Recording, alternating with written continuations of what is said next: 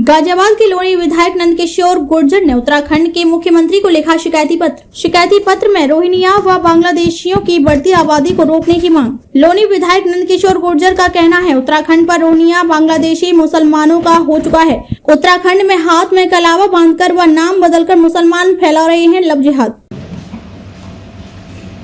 हालात इतने विकट खराब है। मैं अभी नीलकंठ महादेव जी के दर्शन करने गया था, तो जो हमारे मिलने वाले पॉलिटिकल लोग हैं या स्थानीय लोग हैं, उन लोगों ने बताया, मैंने स्वयं भी देखा। आप केदारनाथ जी से जब चलेंगे तो रास्ते में मांस की तमाम दुकानें हैं, और वो जो बांग्लादेशी और रोहिंग्या जो चीन के रास्ते और या वहाँ से जो म्यांमार में जो आपस में जो बुद्धिज्म और जो मुस्लिमों में जो आपस में संघर्ष हुआ था, उसके बाद नेपाल के रास्ते और पूरा का पूरा उत्तराखंड को पूरी तरह से घेर लिया गया। और माननीय मुख्यमंत्री जी को भी ये जानकारी है, जहाँ तक मुझे जानकारी हुई है, उन्होंने उसमें शुरुआत की है। मुझे उम्मीद है कि माननीय मुख्यमंत्री जी इस पर, क्योंकि जो मैंने देखा ग्राउंड पर जाकर के, जो वहाँ की स्थिति बहुत भयावह है, वहाँ का जितना ट्रेवल्स है उस पर कब्जा कर लिया गया, होटल्स पे कब्जा कर लिया गया है। लोग वहाँ धार्मिक भाव से जाते हैं, सब्जियों के अंदर मांस मिला देना और धर्म को कहीं ना कहीं भ्रष्ट करने की प्लानिंग करना, और कलावा बांध करके तिलक लगा करके वहाँ लड़के, जब हमने पूछा तो यूसुफ नाम बताया, उससे पहले कुछ और नाम बता रहा था, कलावा बांध रखा था। तो ये स्थिति, क्योंकि मैं वहाँ एज ए पोलिटिकल पर्सन नहीं बात कर रहा था, जो मेरी सिक्योरिटी थी उसको भी अलग कर दिया था, क्योंकि वहाँ की जो स्थिति है, उत्तराखंड के अंदर 5% अल्पसंख्यक समुदाय के लोग रहते थे जो मूल निवासी हैं हरिद्वार जिले के आसपास। आज लगभग 20 से 25% मुस्लिम समाज का लोग वहाँ, जो रोहिंग्या है, बांग्लादेशी हैं, जो पूरे देश के लिए खतरा है, और वहाँ जाकर के जमीनें तक खरीद रहे हैं।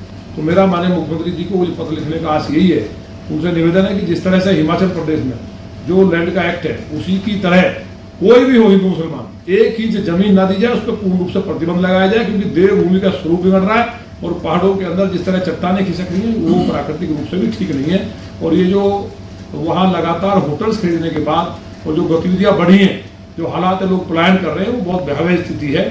कहीं ना कहीं हमें लगता है कि जो लोग वहाँ खच्चर चलाते थे, जो होटल के मालिक बने, वहाँ उनको बहुत बड़े स्तर पर फंडिंग हो रही है कट्टरपंथी मुल्कों से, ISI के द्वारा, और पूरे उत्तराखंड को, क्योंकि देवभूमि है, उसको कब्जे में, टूरिज्म को भी कब्जे में करके, और वहाँ से पूरी तरह से, जिस तरह से पश्चिम बंगाल के अंदर और केरला के अंदर जो हालात हैं, जो कश्मीर के अंदर हालात हैं, उसी हालात को करने की तैयारी है। देखिए, आपने पत्र लिखा है, उसमें आपने आरोप लगाए हैं कांग्रेस सरकार के दौरान उनके मूल निवास बना दिए गए, आधार कार्ड बना दिए गए, तो उसको लेकर क्या?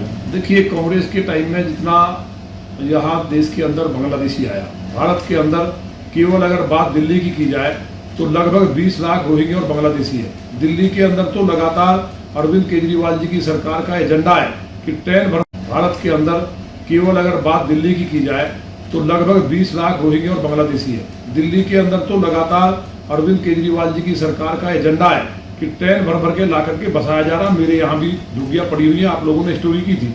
उनके वोट दिल्ली के हैं, राशन कार्ड दिल्ली का है, वोट डालने के लिए दिल्ली जाते हैं। तो ये भयावह स्थिति है। मैं माननीय मुख्यमंत्री योगी आदित्यनाथ जी को इस बात के लिए बधाई देना चाहता हूँ कि उन्होंने एक सर्चिंग अभियान का आदेश दिया है, और जिन्हें पहचान करके यहाँ से वापस उनके देश छोड़ा जाएगा।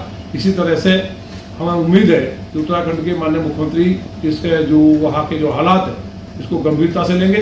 कांग्रेस के बारे में तो बात करना ही इसलिए खराब है क्योंकि कांग्रेस ने तो पूरे देश को पूरी तरह से विदेशी ताकतों से मिलकर के ये तय कर लिया था कि भारत किस तरह से गुलाम हो।